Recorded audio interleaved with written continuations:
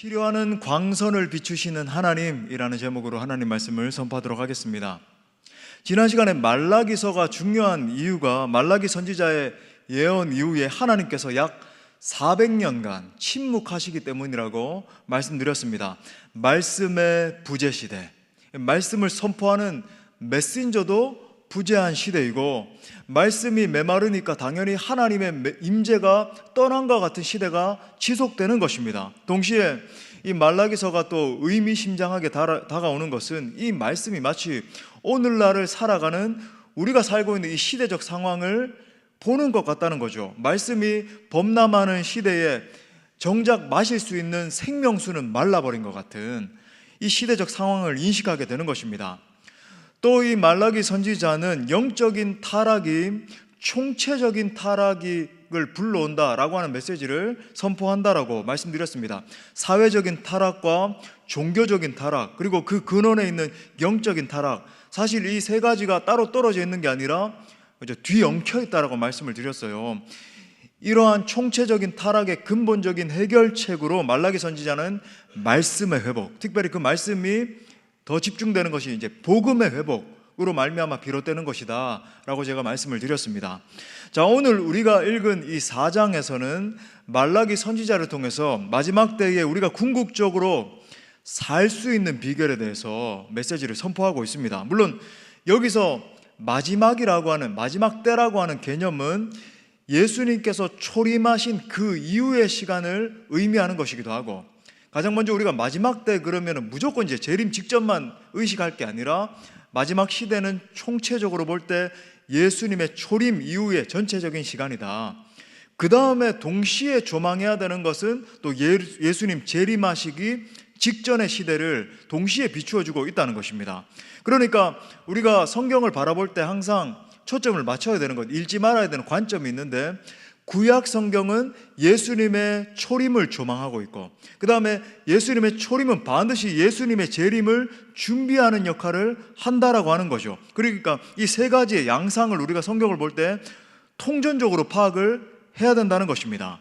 그러니까 성경이 말하는 마지막 시대는 복음의 세계적인 전파가 이루어지는 시대이고, 그러니까 예수님의 초림 이후에 이 놀라운 복음이 세계적으로 전파되는 시기이고, 이 복음의 세계적인 전파가 이루어지는 이 마지막 때가 점점 종결되는 현상이 모든 민족, 모든 방언, 모든 족속에게로 복음이 다 들어가서 그 모든 곳에 교회가 세워지고 하나님을 경외하는 믿음이 임하게 되는 것이고, 그것이 다 차게 됐을 때 로마서 9장, 10장, 11장에 이어지는 것처럼 이 유대인들이 주님 앞에 돌아오는 역사들까지 일어나게 되고, 그 총체적인 복음의 완성이 이루어졌을 때 세컨 커밍, 예수님의 재림이 임하게 된다라고 하는 것을 우리가 마지막 때에 대해서 조망해야 되는 것이죠. 물론 제가 지금 이 시간에 그것만 설명할 시간은 아닙니다만, 자, 이 말라기 선지자가 이 마지막 때, 그러니까 구약의 마지막이지만 지금 마지막 때를 살고 있는 우리에게 던지는 메시지를 집약을 하자면 이 두 가지 면으로 이제 집약을 할 수 있습니다. 첫 번째는 하나님을 경외하는 신앙 가운데 서지 않으면 용광로 불 가운데 파멸당한다는 거예요. 용광로 불 가운데 파멸당한다. 반대로 하나님을 경외하는 신앙 가운데 서게 되면은 치료하는 광선이 비추어져서 구원받는다는 것입니다. 이거를 이제 우리가 염두하고 이 말씀에 들어가는 거죠. 자, 그러므로 오늘 말라기 선지자가 선포하는 하나님의 메시지에 우리 모두 귀를 기울이시고, 이 마지막 때에 하나님이 원하시는 신앙의 사람들로 철저히 설 수 있기를 축복합니다. 자, 이 4장을 갖다가 좀 총체적으로 이렇게 살펴볼 수밖에 없어요. 왜냐하면 디테일하게 강해를 해야 뭔가 한 포인트 한 포인트 좀 더 깊이 들어갈 텐데, 그래도 이게 세 포인트가 좀 빠르게 이렇게 전개되지만 연결되어 있다는 거 염두하시고, 자, 첫 번째는 장차 용광로 불 같은 날이 이를 것이다 라고 선언을 합니다. 우리 한번 따라합시다. 장차 용광로 불 같은 날이 이를 것이다.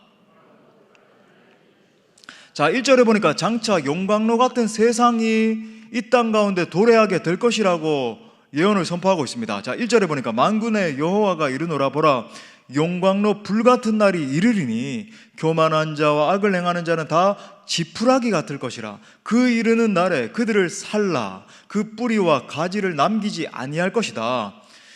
여러분, 용광로가 무엇입니까? 용광로, 물론 여기서 말하는 용광로는 물리적인 용광로를 의미하는 건 아니지만 물리적인 의미를 파악하면 우리가 그 진위를 알 수 있잖아요.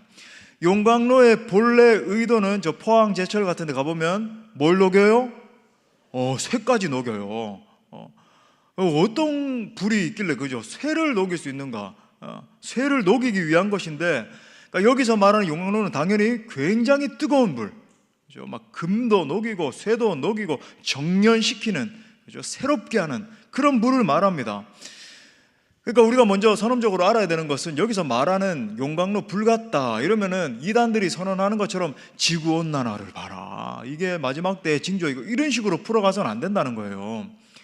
지구온난화라고 하는 것은 지금 우리 인간들이 굉장히, 그죠? 이 지구를 잘 보존하지 못하고 마음대로 사용하고 이래가지고 지금 결과로서 일어나는 일이고, 영적인 가열을 이야기하는 겁니다. 영적으로 태워지는 역사가 일어나는 어떤 현상들, 그러니까 사람들의 심령을 녹일 만한 불의 시대가 도래하게 될 것이다 라고 하는 것을 지금 선지자가 이야기하고 있는 거죠. 자, 그런 때가 되면 어떤 부류가 마치 지푸라기와 같이 탄다라고 이야기를 합니까? 두 부류네요. 교만한 자와 또 악을 행하는 자는 그 뿌리와 가지까지 다 타버리게 될 것이다, 이렇게 이야기를 합니다. 여기서 교만한 자는 어떤 자입니까? 하나님을 인정하지 않는 자, 하나님을 대적하는 자. 마치 지금 이 시대에 수많은 사람들이, 그죠? 하나님을 대적해서 일어나서, 그죠? 막 자기들 마음대로 하나님의 가치를 짓밟고 이것이 하나님보다 더 우위에 있다, 이렇게 하는 거예요. 또 악을 행하는 자는 자신의 정욕과 야망을 위해서 사는 사람, 마치 로마서 1장에서 사도 바울이 묘사하는 것처럼 삶 가운데서 하나님이 싫어하시는 악한 열매들을 주렁주렁 맺히면서도 자기가 악한지도 모르고 사는 거예요.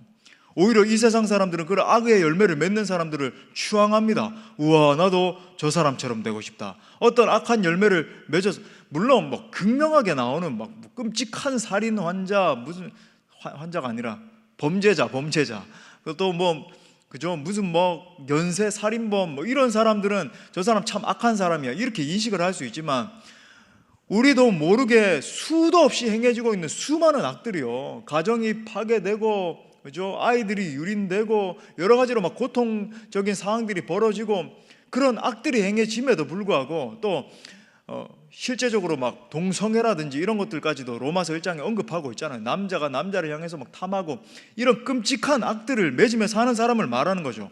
근데 선지자의 눈에서 볼 때 그런 사람들은 한마디로 식물성 사람이라는 것입니다.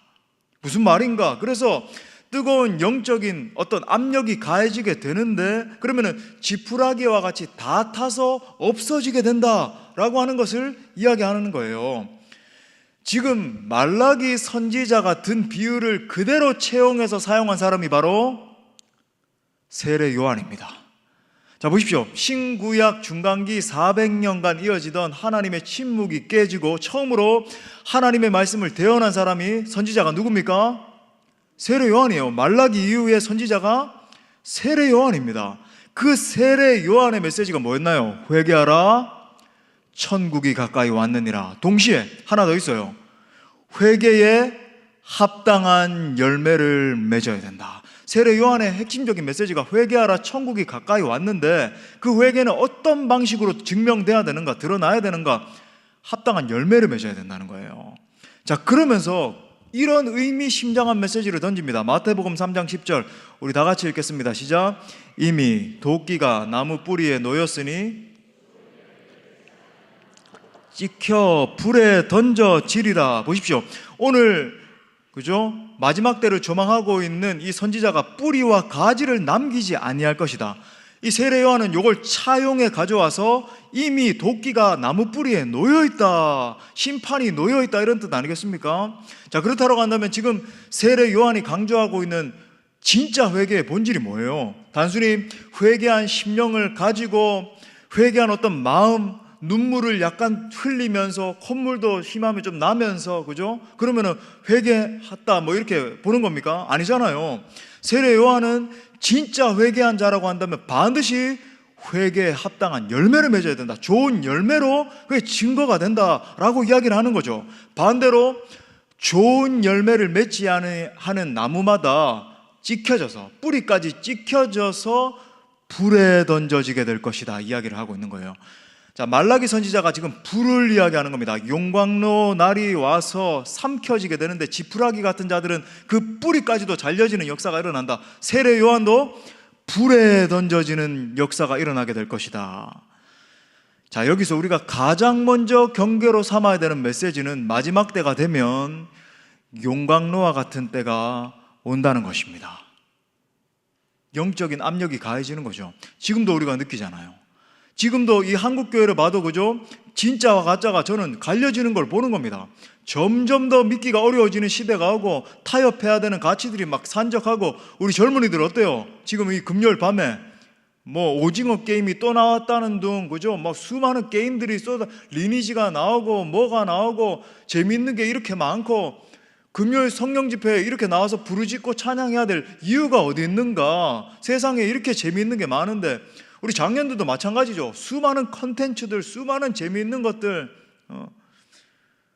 뭐 이런 것들 뿐만 아닙니다. 이 영적인 더럽고 추악한 압력들이 막 가해지고 있는 거죠. 그 용광로와 같은 불이 임하면 반드시 두 부류로 갈라지게 된다는 거예요. 불에 타서 없어지는 자들이 있고, 불에 타지 않고 보존되는 자들이 있다는 것입니다. 이어서 우리가 말라기와 세례 요한의 메시지를 통해서 동시에 알 수 있는 것은, 불에 타는 자들의 특징은 좋은 열매를 맺지 못하는 자라는 거예요. 우리 한번 따라합시다. 좋은 열매를 맺지 못하는 자. 그러니까 하나님이 이 마지막 때에 우리 사람의 심령들을 바라보고 우리를 평가하실 때에 반드시 평가하시는데 뭘 바라보시는가? 과연 나는 좋은 열매를 산출하고 있는가? 내 삶 가운데, 내 생각 속에, 내 언어 속에, 나의 어떤 사역을 통해서 과연 나는 좋은 열매를 맺고 있는가? 반대로 회개에 합당한 열매를 맺지 못하고 계속 악을 행하는 자, 하나님 앞에 바로 서 있지 못한 자는 반드시 심판당한다는 말입니다. 용광로다. 자, 그러면 반대로 그렇다라고 한다면, 이것이 그렇게 심각하다라고 한다면, 이 불 가운데, 용광로와 같은 압력 가운데 누가 보존될 수 있겠습니까? 성경에 보면 불에 들어갔음에도 불구하고 죽지 않고 보존된 세 사람의 이야기가 나오잖아요. 그들은 바로 바벨론 포로로 잡혀갔던 다니엘의 세 친구 사드락과 메삭과 아벳느고였습니다. 이게 그냥 사드락과 메삭과 아벳느고가 그 당시에 불에 들어갔는데 안 죽었더라, 그런 메시지가 아니죠. 자, 이 마지막 때를 조망하면서 누가 이 불 용광로 속에서 죽지 않고 보존되는가? 느부갓네살 왕은 바벨론의, 이 세상 왕국을 상징하는 바벨론의 신이었어요. 그러니까 하나님을 섬길 것인가, 느부갓네살을 섬길 것인가, 이것이 이 마지막 때 일어나고 있는, 그죠? 양상이거든요. 이 세상의 왕을, 신을 섬길 것인가. 자기 신상에게 절하지 않으면 용광로에 집어넣겠다, 이렇게 이야기를 했는데 뭐라 그럽니까? 우리는 왕의 신상에게 절대로 절하지 않겠습니다. 그 이유는 하나님이 우리를 보존해 주실 것이고, 심지어 그리 아니하실지라도 우리는 절대로 절하지 않겠습니다, 이렇게 고백을 했습니다. 화가 단단히 난 느부갓네살이 저 풀무불을 갖다가 7배나 더 뜨겁게 해라 해가지고 이 세 사람을 집어넣잖아요. 그들이 어떻게 됐습니까? 불타서 지푸라기 같이, 연기와 같이 사라졌습니까? 보존됐습니까? 보존됐어요. 죽지 않았습니다. 그때 느부갓네살 왕이 엄청난 고백을 하죠. 자, 다니엘서 3장 25절 보니까 이렇게 말해요. 왕이 또 말하여 이르되 내가 보니 결박되지 아니한 네 사람이 불 가운데로 다니는데, 자, 우리 다니엘 제가 말씀드릴 때 이거 한번 언급드린 적 있는데 분명히 세 사람이 던져졌습니다. 근데 왜 네 사람이에요? 상하지도 아니하였고 그 넷째의 모양은 신들의 아들과 같도다 하고, 자, 지금 여기 신들의 아들 그랬는데 물론 이건 뭐 삼위일체 하나님인데 어떤 사람들은 그렇게 하는데 그런 게 아니에요. 그 당시 바벨론의 수많은 신들을 섬기고 있기 때문에 느부갓네살 왕의 시각에서 봤을 때는 어떤 신적인 존재로 이렇게 보였던 거죠. 그가 뭐 어떤 존재인지 모르고, 자, 신들의 아들과 같은 네 번째 사람의 정체가 누구일까요? 우리 주 예수 그리스도이십니다. 여러분, 용광로 불구덩이 속에 들어갔다 할지라도 예수님께서 이 세 사람 곁에 서셔서 직접 보호해 주신 줄 믿습니다. 마지막 때 임하게 되는 하나님의 이 심판과 테스트는 마치 용광로와 같은 심판이 될 거예요.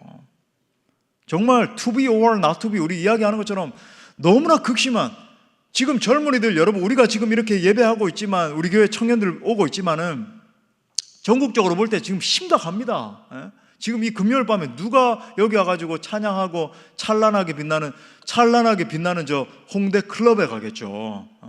저는 안 가봐서 모르겠습니다만은 또 가본 분들은 또 공감을 하시고, 정말 이 타락하고, 그죠? 이 뭐 세상 문화가 뭐 지금 뭐 마약 중독의 젊은이들 막 휘황찬란한 그 조명 속에서 더 큰 쾌락을 누려보자고 전부 다 그러고 있잖아요. 어떻게 해서든지 뭐 성공하고, 이제는 뭐 힘든 일도 하기 싫고 그냥 알바만 하면서 살고 싶고, 점점 이상한 세대가 되어가고 있는 바로 이때, 그 마지막 시대에 불과 같은 용광로와 같은 환난과 심판이 이어지게 될 텐데, 기억하십시오. 하나님은 당신의 사람들을 보존하십니다. 특별히 다니엘의 세 친구와 같이 끝까지 신앙을 타협하지 않고, 이 세 친구가 고백하는데 여러분, 그냥 결정적인 어떤 신앙의 태도가 있죠. 하나님만을 경외하는 신앙으로 견고히 선 자를 우리 주님께서 붙들어 주시는 것입니다. 그 질문이에요. 여러분은 이 마지막 때에 하나님 앞에 어떤 자로 서시겠습니까? 이 말씀을 경계로 삼아 마지막 때에 하나님의 보호를 받는 주님의 자녀들 될 수 있기를 간절히 기도합니다. 자, 두 번째는 하나님의 치료의 광선이 비추어질 때 우리의 영혼은 소생케 됩니다. 또 한번 따라 할까요? 하나님의 치료의 광선이 비추어질 때 우리의 영혼은 소생케 된다. 자, 2절에 보니까 내 이름을 경외하는 너희에게는 공의로운 해가 떠올라서 치료하는 광선을 비추리니 너희가 나가서 외양간에서 나온 송아지같이 뛰리라. 자, 여기 이 구절을 읽으면 무조건 가장 먼저 튀어오르는 표현이 치료하는 광선이잖아요. 이야, 이 광선 내게도 비춰줬으면 좋겠다. 그죠? 치료하는 광선이 막 쫙 비춰져서, 옛날에 어떤 2단, 3단 같은 사람들은 이렇게 그랬대요. 여기다가 후레쉬를 이렇게 딱 넣고 부흥 집회 같은 거 할 때, 자, 이제 기도합시다 막 목 다하신 목소리로 해가지고 후레쉬 딱 켜면서 이렇게 막 비추면서 참 별일이 다 있었어요. 옛날에 보면은. 저는 아무것도 없습니다. 여러분 오해하지 마세요. 치료하는 광선, 그 우스갯소리가 아니라 그게 지금 중요한 게 아니고, 이 하나님의 치료하는 광선이 비추어지는 대상이 누구인지를 여러분 우리가 먼저 주목해야 돼요. 자, 2절 상반에 보니까 내 이름을 경외하는 너희에게는, 이것이 너무나 중요한 표현이죠. 이것은 간과하고 우리는 너무나 치료하는 광선에 너무 먼저 이렇게 막 훌쩍 뛰어넘는 그런 경향이 있어요. 하나님 무조건 은혜 주십시오. 하나님 내게 치료해 주십시오. 물론 그런 사모하는 마음도 중요하지만, 내가 하나님 앞에 전혀 겸비되지 못한 채로 있는데, 내가 하나님 앞에 은혜를 받기에 합당하지 못한 심령으로 있는데 무슨 치료하는 광선이 임하겠어요. 자, 분명히 주님이 말씀하시는데, 하나님의 치료하는 광선이 비추어지는 자, 그 은혜를 그저 받는 자의 특징이 하나님을 경외하는 자다, 이렇게 말을 하고 있어요. 제가 우리 그죠 피택 되신 분들, 또 이제 앞으로 임직 되실 우리 지체들에게 하나님 경외하는 그 삶에 대해서 책을 읽자 그랬는데, 예, 그래요.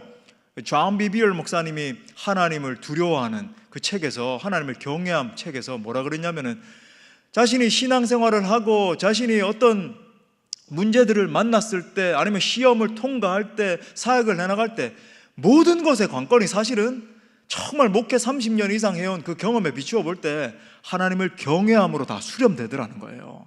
능력도, 권능도, 사역도, 치유도, 그죠? 긍휼을 입는 것도, 뭔가 문제를 통과하는 것도 전부 다 하나님을 경외하는 그 믿음에 수렴되더라. 저는 정말 공감했습니다. 저는 그 신앙을 가르쳐 주고 싶어서 또 추천도서, 독후감 써내십시오. 저도 은혜를 받았기 때문에 또 그렇게 추천드린 거죠. 자, 근데 뭐라 그래요? 그렇게 하나님을 경외하는 자에게 의로운 해가 떠오르는데 그 의로운 해에서 치료하는 광선이 나온다, 이렇게 말해요. 근데 사실은 이제 이게 한글 번역인데 원어적인 표현이 뭐냐면은 하나님의 The Sun of Righteousness 돼 있거든요. 하나님의 공의의 해가 떠오르게 되면은 그 공의의 해의 wings, 날개들에서 치료가 일어난다, 이런 뜻입니다. 그러니까 치료의 어떤 광선, 빛광선 이게 아니라, 그죠? 그러니까 우리가 태양이 떠오르면 우리가 어린이들이 태양 그릴 때 어떻게 하죠? 태양 딱 그린 다음에 꼬불꼬불꼬불 이렇게 하잖아요. 마치 그런 것처럼 요걸 갖다가 시인이, 이 선지자가 뭐라고 표현했냐면 wing이래요. 아, 하나님의 날개다. 치료의 날개가 비추어질 때 치료가 일어나게 된다. 그러니까 여기서 말하는 치료의 광선을 다른 말로 표현하자면 하나님의 영광, 그죠? 하나님의 임재, 신약적으로 말하면 성령의 임재, 성령의 기름 부음, 그죠? 영광의 임재, 다양하게 표현할 수 있겠습니다. 그러니까 하나님의 거대한 이 쉐키나 영광의 빛이 태양과 같이 막 그 태양의 윙들이, 날개들이 막 거대하게 비춰질 때 그 영광의 빛 가운데 각종 놀라운 치유와 회복의 역사가 일어나는 것을 지금 묘사하고 있는 거예요. 말씀이 깨달아지십니까? 예. 자, 하나님의 이 치료하는 광선이 임하게 되면 사랑하는 여러분, 가장 먼저 임하는 역사는 회개의 역사입니다. 이것이 중요해요. 하나님의 영광의 빛이 임할 때 단순히 내 물리적으로 치료 임하고, 그죠? 내 어떤 막 여러 가지 아파왔던 상처들이 막 갑자기 떠나가고 이런 일들이 일어나기 전에 제일 먼저 일어나는 역사는 회개의 역사이다. 그러니까 하나님의 그 영광의 빛이 임할 때 우리의 양심, 내면에서부터 깊은 수술이 일어나기 때문에 전에는 느껴보지 못했던 애통함과 슬픔이 내 마음 가운데 자리 잡게 됩니다. 그러니까 사도행전 2장에 보면 성령께서 강력하게 임재하시고 베드로가 벌떡 일어나서 예수 그리스도의 그 사역과 놀라운 성품에 대해서 선포하기 시작할 때 사람들의 반응이 어떠했습니까? 사도행전 2장 37절에 보니까 그들이 이 말을 듣고 마음에 어떻게 됐대요? 찔려, 그죠? 이 메시지가 사람들의 심령을 막 폐부를 찌르기 시작할 때 베드로와 다른 사도들에게 물어 이르되, 우리 형제들아부터 같이 읽겠습니다. 시작. 형제들아, 우리가 어찌할꼬 하거늘. 아멘. 성령께서 사람들의 내면 가운데 임하셔서 그들의 중심 가운데 있는 죄성들을 들추어내시고 고발하기 시작할 때 사람들은 막 가슴을 치면서 형제들아, 우리가 어찌할꼬, 통회하는 마음이죠. 자복하는 마음이에요. 자기 자신의 중심 가운데 있는 이 암덩어리와 같은 죄를 발견하게 됐을 때 견딜 수가 없는 마음을 느끼게 되는 것입니다. 그런 의미에서 하나님께서 우리의 심령 가운데 당신의 빛을 비추어 주실 때 일어나는 가장 첫 번째 역사는 여러분, 평안이 아니고, 평안은 그 후차적으로 일어나는 일이고, 평안이 아니라 내 전 인격으로부터 극심한 고통을 느끼기 시작하는 것입니다. 마치 사도 바울이 이야기한 것처럼 세상의 뜻대로 하는 근심이 아니라 성령 하나님의 뜻대로, 하나님의 뜻대로 깊이 근심하는 거죠. anguish, deep pain, 깊은 고통, 그죠? 깊은 어떤 비통함이 막 터져나오기 시작하는 거예요. 내 안에 있는 무서운 죄악들의 실체를 깨닫게 되고 그 죄악들이 나의 전신과 내 전 삶과 내 전 미래까지도 다 갉아먹고 있음을 깊이 뼈저리게 느끼게 되는 것입니다. 그런 깊은 절망과 고뇌 속에서 이런 인식이 임하게 되는 거죠. 나를 이 수렁에서 건져낼 수 있는 분은 오직 우리 주 예수 그리스도뿐이다. 이것을 철저하게 깨닫고 내 삶 전부를 갖다가 예수 그리스도 앞에 드리는 거예요. 주님, 나는 주님 없이는 살 수 없습니다. 나는 주님 없이는 하나님 단 한순간도 존재할 수 없는 그런 사람입니다. 죄악으로 인해서 상했던 다윗의 자아가 궁극적으로 치유되는 사건이 언제 일어납니까? 살인과 간음죄를 저지르고 자신의 죄에 직면했을 때의 다윗의 고백을 한번 들어보십시오. 우리 시편 51편 17절, 우리의 고백으로 여기고 우리 고백합시다. 시작. 하나님께서 구하시는 제사는 상하고 통회하는 마음을 주께서 멸시하지 아니하시리이다. 아멘. 여기서 말하는 상한 심령은 회개하고 깨어진 심령이죠. 말 그대로 broken heart예요. 내 심령이, 그죠? 내 heart가 완전히 박살이 난 거예요. 하나님이요, 내 이 상한 심령인데, 근데 보십시오. 세상 사람들의 관점에서 볼 때 이 상한 심령은 비참한 심령이에요. 복된 심령이 아닙니다. 사람들이 비웃고 조롱할 만한 그런 심령이에요. 근데 하나님의 눈에 보기에는 이 상한 심령이야말로 하나님의 은혜 받기에 적절한 마음이란 말이죠. 하나님의 긍휼을 얻기에 너무나 귀한 마음이라는 거예요. 하나님이요, 이 상하고 통회하는 마음을 주께서 멸시하지 않으신다는 말은 뭡니까? 회복과 치유의 은혜를 주신다는 뜻이죠.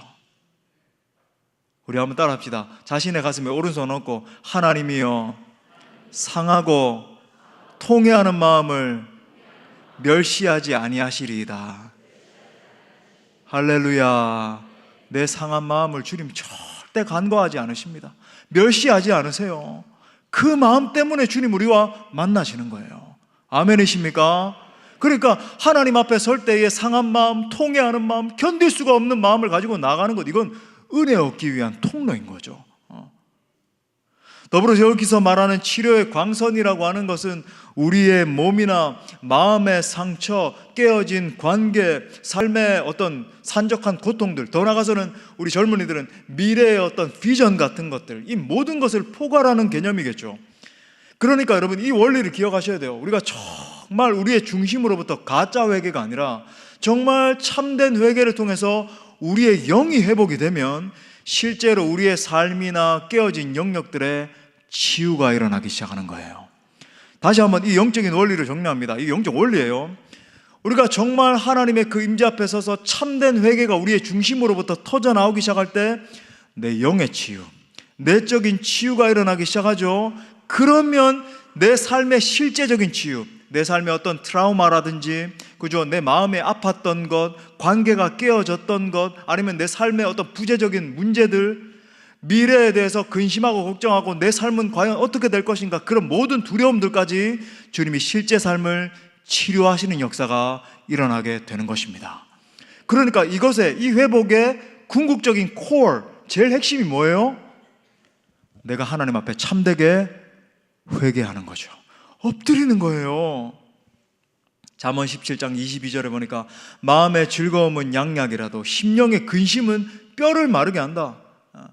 여러분, 우리가 실제로 하나님 앞에 섰을 때 아무리 찬양도 하고 뭐도 말씀도 많이 반복적으로 듣고 하지만 내가 정말 전심을 다해서 하나님 앞에 참되게 회개하지 않고 내 영의 회복이 없으면 실제적인 내 삶에 소위 고로운 일들이 계속 일어나는 거죠.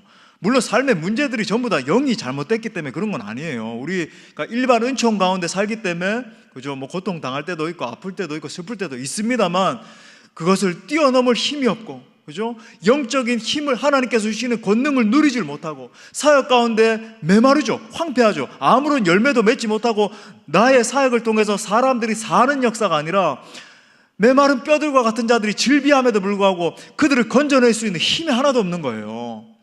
이런 상태가 지속됨에도 불구하고 여러분 가만히 있는다라고 한다는 것은 성도로서, 사역자로서, 아니면 우리가 그리스도인으로 이 땅을 살아가는 어떤 군사로서 합당하지 않은 거죠. 그런 상태를 보면서도 이건 일반 은총 가운데 일어나는 일이고 한국교회 전체가 어려우니까, 아니요, 한국교회 전체가 어려워도 일어나는 교회는 일어날 수 있는 줄 믿습니다. 메마른 뼈들과 같이 다 말라 비틀어져 있다 할지라도 하나님은 에스겔에게 당신의 마음을 나눠주시잖아요. 말라기와 같이 말라있는 시대에도, 그죠? 세례 요한과 같은 사람을 일으켜주시고 장차 예수님을 일으켜주시고 주님은 소망을 주시잖아요.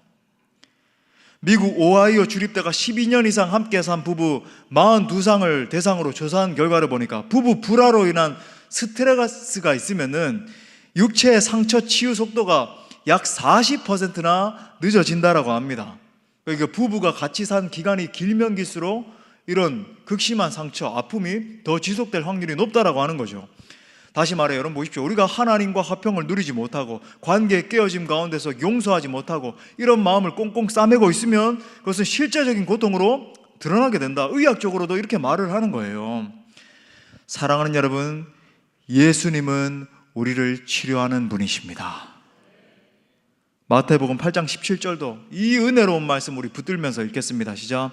이는 선지자 이사야를 통하여 하신 말씀에 우리의 연약한 것을 친히 담당하시고 병을 짊어지셨도다함을 이루려 하심이더라. 할렐루야. 저는 이 말씀 준비하면서도 이 말씀 막 선포했어요. 우리의 연약한 것을 친히 담당하시고 병을 짊어지셨도다. 우리가 전폭적으로 하나님 앞에 엎드려 회개하기 시작하면 하나님은 급속한 치료의 광선을 비추어 주시는 것입니다.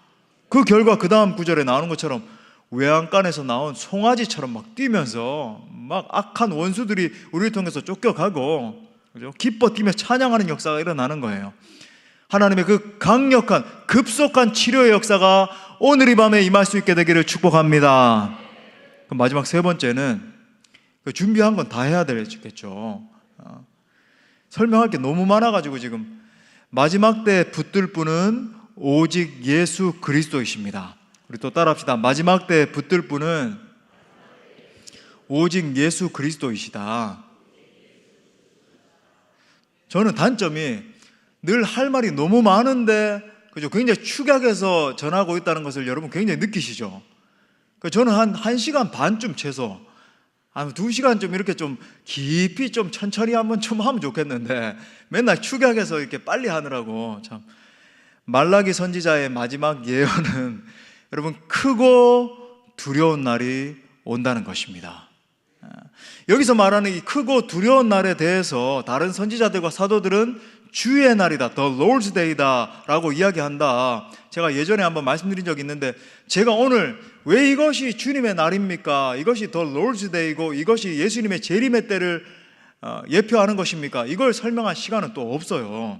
그러니까 여러분이 그냥 오늘은 그렇게 정리를 하시고, 그러니까 예수님이 다시 오셔서 만물을 그분의 righteousness로 심판하시고 하나님의 통치를 완성하시는 날을 지금 이야기하는 겁니다. 자, 그런데 성경은 이 날에 대해서 계속해서 반복적으로 경고를 하면서 예수님이 오시기 직전에는 뚜렷한 또 두 가지 양상이 일어나게 된다라고 이야기를 하거든요. 하나는 뭐냐면 전 세계적인 이변이에요. 마태복음 23장, 누가복음 21장, 그죠? 뭐 마가복음 16장, 또 뭐 요한계시록 뭐 등등등등 계속 이야기를 하고, 다른 하나는 우리 예수님이 이것을 반드시 경계해야 된다라고 이야기를 하신 게 사람들의 마음의 변화입니다.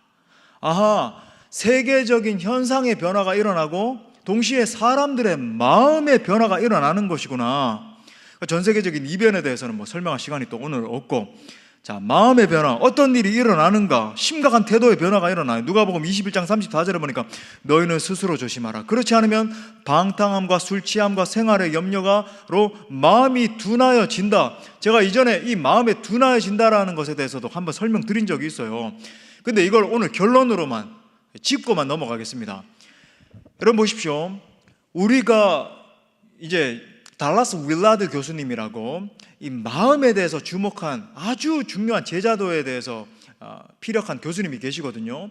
이 달라스 윌라드 교수님이 이야기한 개념이 있는데 마음의 혁신이라는 이야기를 했어요. 그러니까 우리가 하나님 앞에 총체적인 회복을 경험하게 될 때 우리의 심령 가운데 마음의 혁신이 일어나게 된다. 자, 그런데 보십시오. 하나님 앞에서 볼 때는 마음의 혁신이 일어나서 하나님 앞에 총명함을 가진 심령이 있고, 반대로 마음의 둔함의 심령이 있다는 거죠. 우리 예수님이 오늘 마음의 둔함의 심령이 있다라고 이야기를 하는 겁니다. 뭡니까? 하나님이 주시는 이 총명함, 마음의 혁신이 일어난 자는 분별력이 있는 거죠. discernment, 그죠? 성령의 충만함입니다. 마치 신약 성경에서 우리가 사도행전에서 살펴보고 있는 것처럼 사도들이 보여주는 모습과 같이 분별력을 가지고 시대를 관통하면서, 사도 바울처럼, 그죠? 시대를 관통하면서 어떠한 어려운 상황을 만난다 할지라도 대제사장과, 그죠? 서기관들과 어떤 심지어 가이사의 법정에 섰다 할지라도 예수 그리스도의 복음을 피력할 수 있을 정도로 분별력을 가지고 돌진하는 사람이 있는 반면에 대다수의 사람들은 어떻게 된답니까? 마음이 둔해진다. 이건 뭐예요? 반대로 분별력을 상실한 심령이 된다. 능력이 없는 거죠.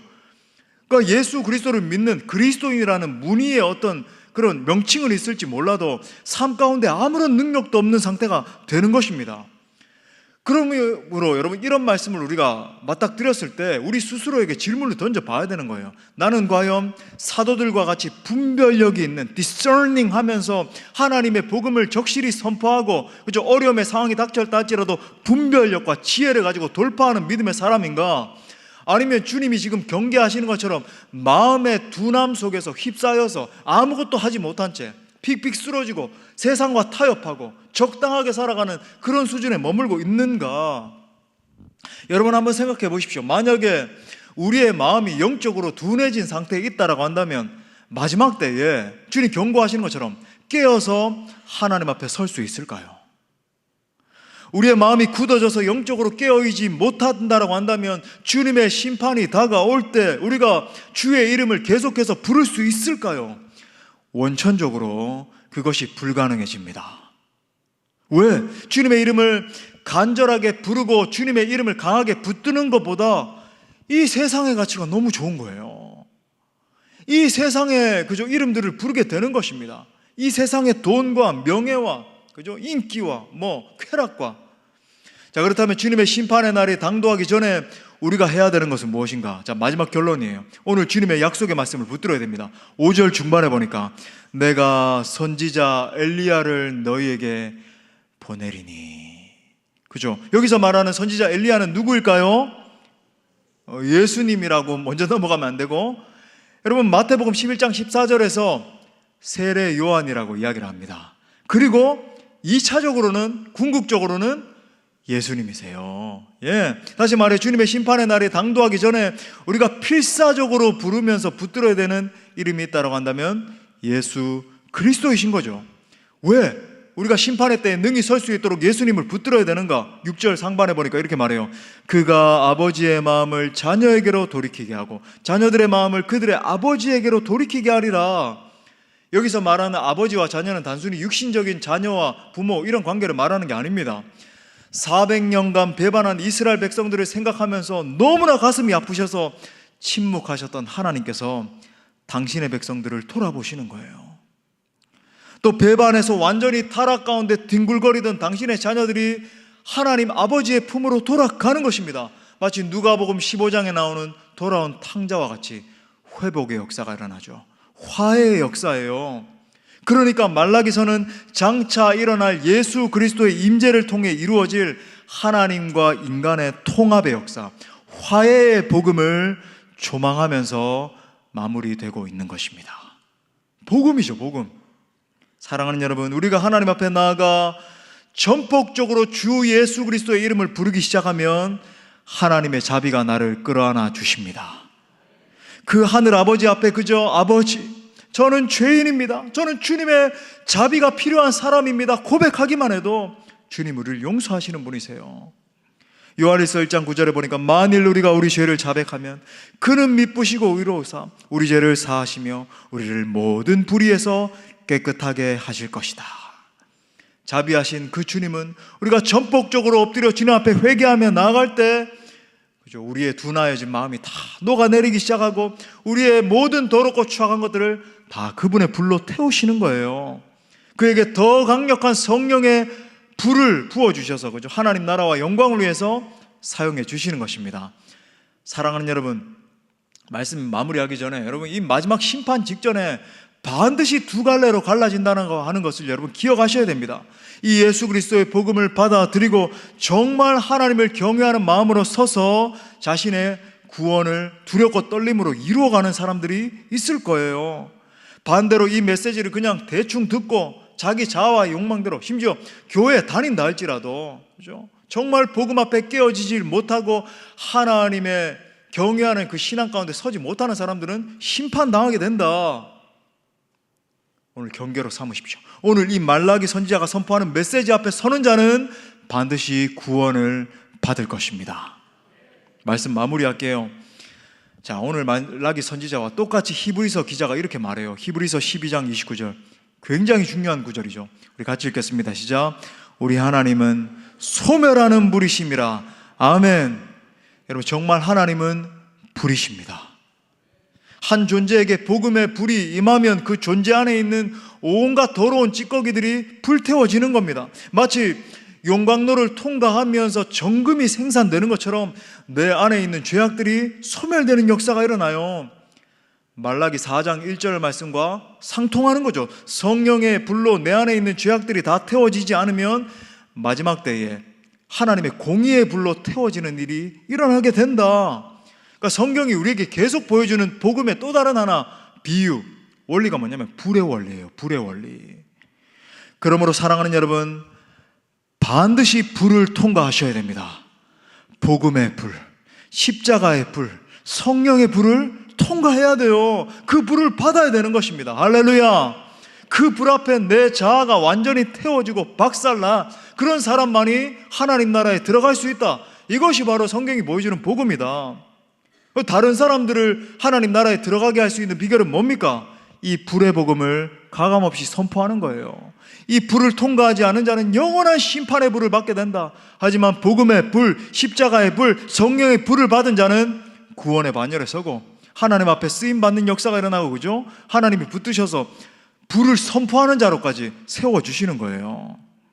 여러분, 내가 먼저 불이 돼야 이 타락한 세상에 불을 던질 수 있는 것입니다. 이 불을 통과해야 되죠. 저는 오늘 이 밤에 여러분 모두가 그냥 비껴서 경험하는 불이 아니라 모두 다 성령 세례의 불을 받을 수 있게 되기를 축복합니다. 더 나아가 그 불을 받음으로 말미암아 그 복음의 불을 이 세상 가운데 던질 수 있기를 간절히 축원합니다. 우리 말씀을 주신 하나님께 영광의 박수 올려드립시다. 우리 함께 그 불을 사모하면서 우리 뜨겁게 찬양하고 기도합시다. 우리 사모하는 마음으로 거룩하신 성령이여,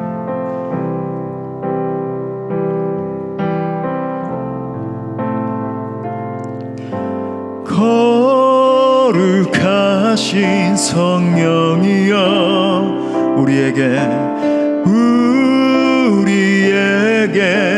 임하소서. 성령의 불로, 성령의 불로 오셔서 세상 헛된 마음 태우소서. 손 들고 주를 바랄 때 성령이여, 성령이여, 성령이여 임하소서. 거룩하신 성령이여, 거룩하신 성령이여, 우리에게 임하소서. 성령의 불로 오셔서, 성령의 불로 오셔서 세상 헛된 마음 태우소서. 손 들고 주를 바랄 때 성령이여, 성령이여, 성령이여 임하소서. 거룩하신 성령이여, 거룩하신 성령이여, 우리에게 임하. 우리 사모하며 성령의 불로, 성령의 불로 오셔서 세상 헛된 마음, 두 손 들고 주님 앞에 손 들고 주를 바랄 때 성령이여, 성령이여, 성령이여